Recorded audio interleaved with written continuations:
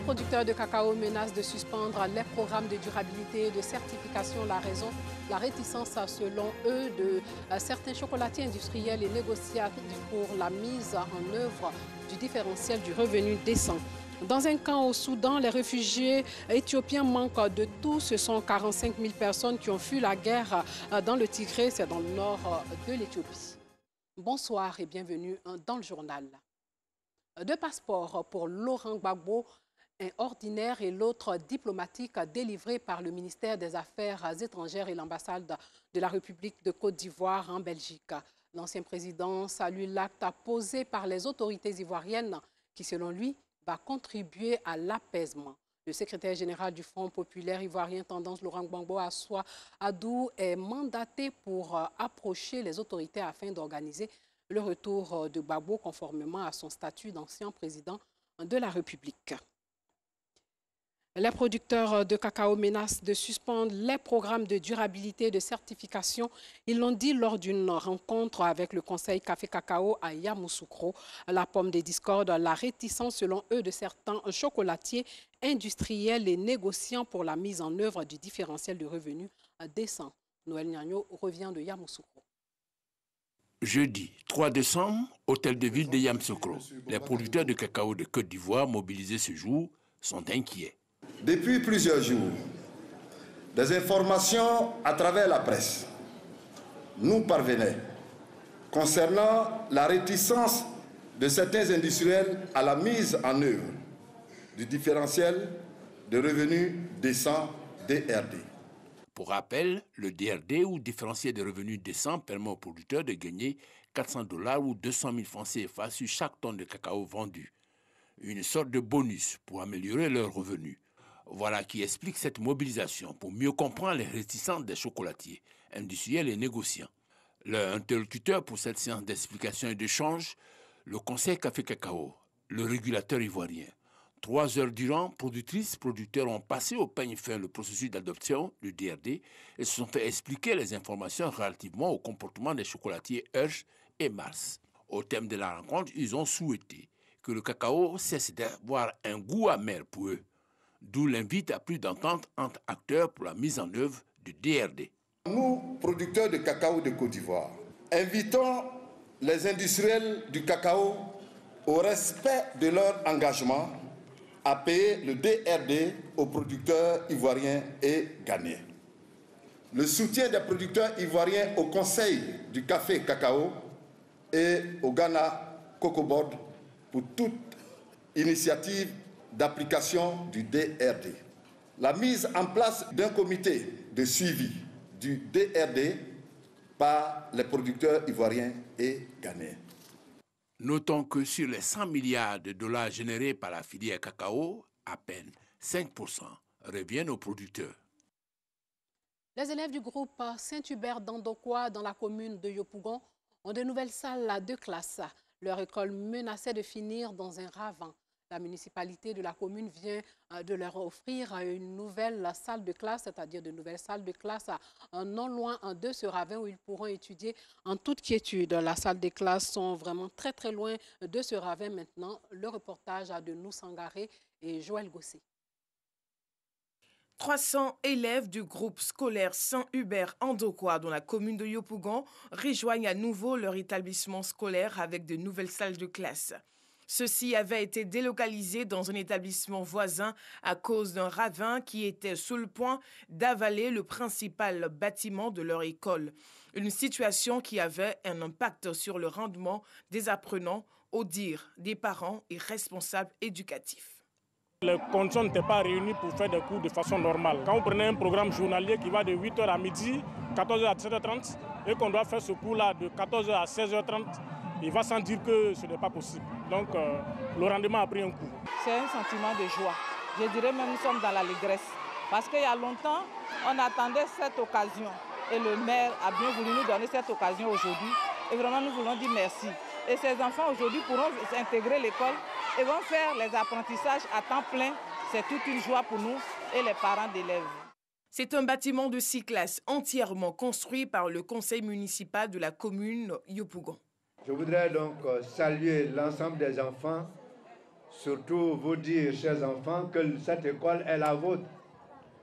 Il vous appartient donc de travailler de façon assidue, parce que vos parents comptent sur vous et surtout la Côte d'Ivoire compte sur vous. Si la capacité d'accueil de l'établissement a été renforcée par la construction d'un bâtiment de 6 classes, beaucoup reste à faire. Il s'agit entre autres du problème d'électricité, l'adduction en eau potable et la construction d'un bloc sanitaire. À ces préoccupations, le premier magistrat de la commune de Yopougon a annoncé le démarrage très prochain des travaux pour permettre aux élèves de suivre les cours dans des conditions idoines. S'agissant de l'électrification et de la question de l'eau, je suivrai personnellement cette affaire pour que cela soit fait dans les prochaines semaines. Ces actions s'inscrivent dans le cadre du programme social du gouvernement et visent à offrir des infrastructures scolaires de qualité dans les différents quartiers de la commune. Du 7 au 11 avril 2021, se tiendront à Yamoussoukro les 8e assemblées, formations et conférences de district du Rotaract Club. Lors de ces assemblées, les actions et projets réalisés par les membres et clubs seront reconnus afin d'inspirer les membres du district et promouvoir la vision et la mission du district 9102 du Rotary International. Clément Boko était à la Chambre de commerce et d'industrie de Côte d'Ivoire. Tous les ans, les jeunes du Rotaract Club organisent des assemblées, formations et conférences qui réunissent tous les membres d'un district. Cette année, c'est la Côte d'Ivoire, précisément le district 9101, qui abritera ses assises appelées ACD. La rencontre va se tenir à Yamoussoukro. Nous avons comme innovation de parler du digital. Et notre thème, c'est la jeunesse africaine face aux défis de la révolution digitale. Nous voulons que les Rotaractiens qui viennent ici partent dans les différents pays avec assez d'informations sur comment est-ce que nous pouvons utiliser le digital pour pouvoir réussir notre carrière professionnelle. Nous attendons pour ce faire 350 Rotaractiens, dont 200 des 9 autres pays et 150 de la Côte d'Ivoire, à venir pour un moment de partage, d'amitié, de formation, surtout parce que c'est un cadre, certes, d'échange, mais c'est un moment privilégié pour nous, Rotaractiens, de nous former aux valeurs du Rotary. Pour les aînés, ces 8e ACD sont une aubaine pour transmettre les connaissances et valeurs du Rotary Club International. Nous savons bien que la Côte d'Ivoire est une terre d'accueil. Ils viennent pour passer d'excellents moments et on veut pouvoir les accompagner à travers la formation, à travers aussi d'autres éléments qui leur permettront de pouvoir découvrir leur potentiel, leur vrai potentiel. Le district 9101 compte 10 pays qui sont la Côte d'Ivoire, le Mali, le Burkina Faso, la Guinée-Bissau, le Libéria, le Cap-Vert, la Sierra Leone, le Sénégal et la Gambie. Signature d'accord cadre entre le ministère des Sports et la Corée. Cet accord cadre porte sur le centre sportif culturel et des TIC Arsène Kwasi. L'heure est à la fête au centre sportif culturel et d'éthique ivoiro-coréen Alassane Ouattara à l'occasion de la signature de l'accord cadre entre l'État de Côte d'Ivoire et la Corée. Cet accord paraphé entre les parties prenantes permet de définir le statut juridique et fonctionnel de cette infrastructure sportive multifonctionnelle. Une fois validé, il intègre la juridiction des deux pays et de son contenu découleront d'autres textes d'application. Cette cérémonie consacre l'aboutissement d'un processus de réflexion sur le cadre juridique qui va régir l'administration et la gestion du centre sportif ivoiro-coréen Alassane Ouattara. Le centre sportif culturel et des TIC ivoiro-coréen Alassane Ouattara est le fruit des excellentes relations de coopération qui existent entre la Côte d'Ivoire et la République de Corée. Et le gouvernement de Côte d'Ivoire prendra toutes ses responsabilités pour accélérer les processus administratifs, pour faire en sorte que rapidement ce centre soit opérationnel et fasse la fierté de la coopération entre la Côte d'Ivoire et la Corée. De son côté, le représentant de la partie coréenne se félicite de l'une des étapes devant aboutir à la livraison de l'édifice. L'accord cadre est l'une des premières étapes qui mèneront à l'inauguration officielle du centre. Financé à environ 7 milliards de francs CFA, ce joyau architectural socio-sportif, bâti sur une superficie de 8 824 mètres carrés et achevé à 99%, est un don de la République de Corée. Au-delà de sa vocation sportive, ce centre servira de cadre de promotion de la culture et d'initiation aux technologies de l'information et de la communication. Autre temps fort de la cérémonie, la distinction du ministre des Sports Paulin-Claude Dao, élevé au rang de ceinture noire 5e dan. Symbole de la fraternité entre la Corée et la Côte d'Ivoire, ce centre sera inauguré en 2021 en marge de la célébration du 60e anniversaire de l'amitié ivoiro-coréenne. Hors de chez nous, dans un camp au Soudan, les réfugiés éthiopiens manquent de tout. Pas d'eau, pas de nourriture, ni de couverture dans ce camp d'Oum Rakba. Plus de 45 000 personnes ont fui les combats au Tigré, dans le nord de l'Éthiopie, depuis le 4 novembre, après que le Premier ministre éthiopien Abiy Ahmed a lancé une offensive militaire contre le parti au pouvoir au Tigré qu'il accuse d'avoir attaqué des bases de l'armée fédérale. Dans ce camp surpeuplé d'Oum Rakba au Soudan, des milliers d'Éthiopiens luttent pour trouver de quoi s'abriter et se nourrir. Nous n'avons ni couverture, ni matelas, ni eau, ni nourriture. On vit juste dans les buissons ici. Notre pays était sûr. Nous avons quitté nos maisons, nos vaches et notre nourriture. Tout a été pris par les combattants et nous n'avons rien ici. Nous avons faim et n'avons pas le choix. Plus de 45 000 Éthiopiens ont fui le conflit dans la région du Tigré.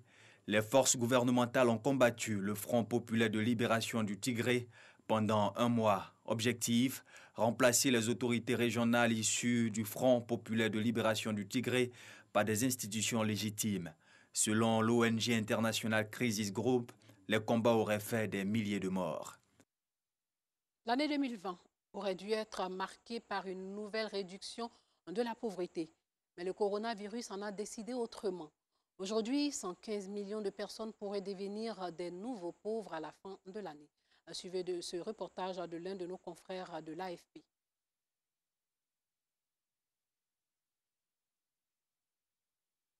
La Covid-19 a fait entrer le monde dans une nouvelle ère de dénuement. La crise sanitaire se double d'une forte crise économique. Partout dans le monde, le chômage frappe durement les populations et précipite des dizaines de millions de personnes dans la pauvreté. C'est un peu contradictoire en même temps. Restez chez vous. Mais si vous restez chez vous, vous ne pouvez pas manger. Alors, soit vous mourrez du coronavirus, soit vous mourrez de faim. Selon un rapport de la Banque mondiale publié en octobre, la pandémie marque un retour en arrière dans la lutte contre la pauvreté. Le taux de pauvreté extrême, c'est-à-dire le fait de vivre avec moins de 1,9 $ par jour, devrait s'établir à plus de 9% de la population mondiale en 2020. Certaines régions du monde, comme le Sahel, déjà en proie à la violence et à la misère, se trouvent en grande difficulté à cause de la pandémie. Le nombre de personnes confrontées à des niveaux de faim aigus au Sahel a triplé au cours de l'année dernière et 1,5 million de personnes sont maintenant déplacées à l'intérieur de la région, soit une multitude par 20 en 2 ans. Les confinements et autres mesures de prévention Covid-19 ont plongé 6 millions de personnes supplémentaires dans l'extrême pauvreté dans la région. Malgré la difficulté à comparer les pays entre eux, la pauvreté est constatée partout. De nombreuses femmes dans le monde sont confrontées à ces difficultés. Les enfants et les jeunes adultes précaires sont également parmi les plus touchés. De manière générale, les populations déjà vulnérables sont en première ligne. Certaines, comme Ouïsa, étudiante algérienne en France, n'ont pas d'autre choix que de compter sur la solidarité. J'ai perdu mon travail, mon job étudiant. Donc ça m'aide comme tous les étudiants. Et encore, je ne peux pas rentrer en Algérie aussi. Donc, je me dépanne un peu de partout pour vivre. Changement notable, les citadins sont plus affectés qu'auparavant. Même si la pauvreté touche en majorité les ruraux, la pandémie a mis à l'arrêt des pans entiers du secteur des services, comme le tourisme ou les métiers de la culture présents principalement dans les villes. Pour Oxfam, les États n'en font pas suffisamment pour réduire les inégalités. La crise du coronavirus n'a fait qu'accentuer une tendance déjà à l'œuvre et certains peinent à voir la lumière au bout du tunnel. Plus de travail, plus de rentrée d'argent et même plus de perspectives. Donc c'est vrai que j'ai croisé de plus en plus de gens de mon âge et de ma génération qui venaient au secours populaire alors qu'ils n'y venaient pas avant parce que justement c'était plus pour d'autres populations, sauf que maintenant on est tous dans la même galère en fait. Les associations appellent à tenir les engagements en matière d'aide internationale et au renforcement des services publics. Et la Banque mondiale table sur une récession de 5,2% en 2020 à l'échelle de la planète. Ce serait le plus fort ralentissement économique depuis 80 ans. Ce reportage de l'AFP était commenté par Joël Gosset. Voilà, c'est tout pour ce soir. Merci de nous avoir suivis et portez-vous bien.